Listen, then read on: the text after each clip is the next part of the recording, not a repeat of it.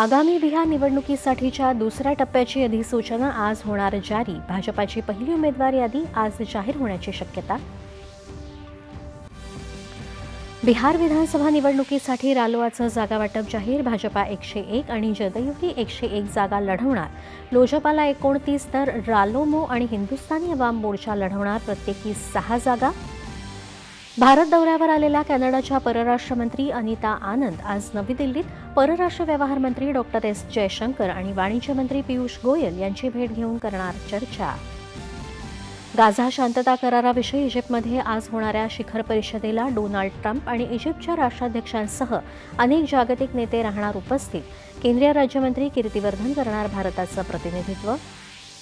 शालेय विद्यार्थ्यांमध्ये नवोन्मेषाला चालना देण्यासाठी देशभरात आज विकसित भारत बिल्डथॉन या हॅकेथॉन स्पर्धेचं आयोजन। सुमारे 5 कोटी विद्यार्थी होणार सहभागी।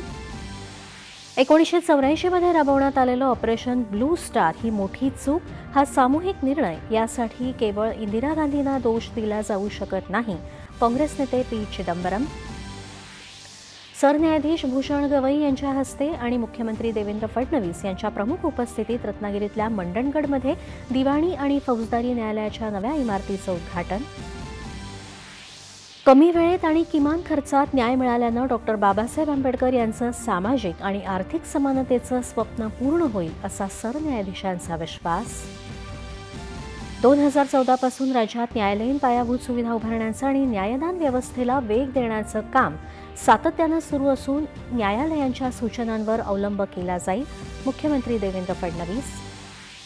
दिल्ली इथं सुरू असलेल्या दुसऱ्या क्रिकेट कसोटीत भारताविरुद्ध वेस्ट इंडिजची दुसऱ्या डावात भक्कम सुरुवात, अद्यापही 97 धावांनी पिछाडीवर।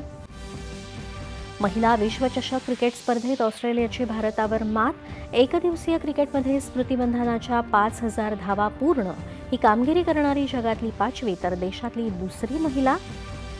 आणि राज्यात 15 ऑक्टोबरपासून वादळी पावसाचा अंदाज, शेतकऱ्यांनी काढणी केलेली पिकं पाऊस वाऱ्यापासून सुरक्षित ठेवण्याचं प्रशासनाचं आवाहन। नमस्कार, 8:30च्या बातमीपत्रात मी भक्ती